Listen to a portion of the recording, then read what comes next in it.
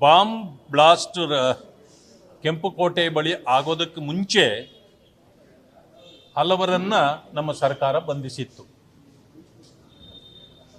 ಈ ಸ್ಫೋಟ 10ನೇ ತಾರೀಕು ಆಗಬೇಕು ಅನ್ನುವಂಥದ್ದು ಅವರ ಉದ್ದೇಶ ಆಗಿರಲಿಲ್ಲ ಅಂತಕ್ಕಂಥದ್ದು ಈಗ ಬೆಳಕಿಗೆ ಬಂದಿದೆ.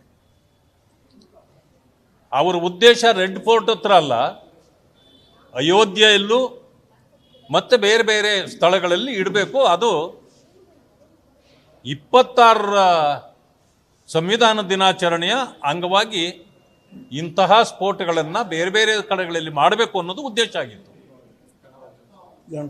ಗಣರಾಜ್ಯೋತ್ಸವ ಸಂದರ್ಭಕ್ಕೆ. ಆದರೆ ಆಗಿದ್ದೇನು,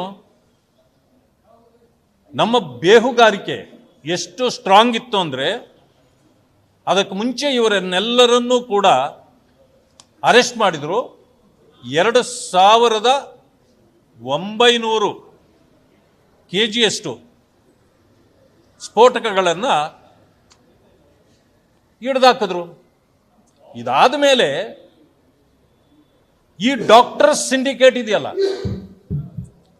ಈ ಸಿಂಡಿಕೇಟ್ ಆಫ್ ಡಾಕ್ಟರ್ಸ್, ಈಗ ನಾವು ಯಾರ ಡಾಕ್ಟರ್ನ ನಂಬಬೇಕೋ ನಮಗೂ ಗೊತ್ತಾಗ್ತಾ ಇಲ್ಲ.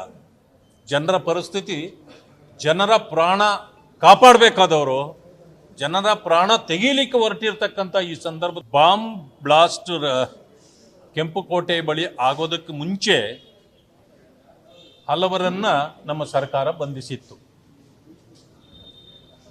ಈ ಸ್ಫೋಟ 10ನೇ ತಾರೀಕು ಆಗಬೇಕು ಅನ್ನುವಂಥದ್ದು ಅವರ ಉದ್ದೇಶ ಆಗಿರಲಿಲ್ಲ ಅಂತಕ್ಕಂಥದ್ದು ಈಗ ಬೆಳಕಿಗೆ ಬಂದಿದೆ. ಅವರ ಉದ್ದೇಶ ರೆಡ್ ಫೋರ್ಟ್ ಹತ್ರ ಅಲ್ಲ, ಅಯೋಧ್ಯೆಯಲ್ಲೂ ಮತ್ತೆ ಬೇರೆ ಬೇರೆ ಸ್ಥಳಗಳಲ್ಲಿ ಇಡಬೇಕು. ಅದು 26ರ ಸಂವಿಧಾನ ದಿನಾಚರಣೆಯ ಅಂಗವಾಗಿ ಇಂತಹ ಸ್ಫೋಟಗಳನ್ನು ಬೇರೆ ಬೇರೆ ಕಡೆಗಳಲ್ಲಿ ಮಾಡಬೇಕು ಅನ್ನೋದು ಉದ್ದೇಶ ಆಗಿತ್ತು ಗಣರಾಜ್ಯೋತ್ಸವ ಸಂದರ್ಭಕ್ಕೆ. ಆದರೆ ಆಗಿದ್ದೇನು,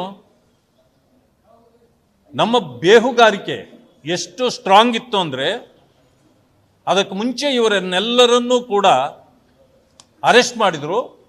2900 kgಯಷ್ಟು ಸ್ಫೋಟಕಗಳನ್ನು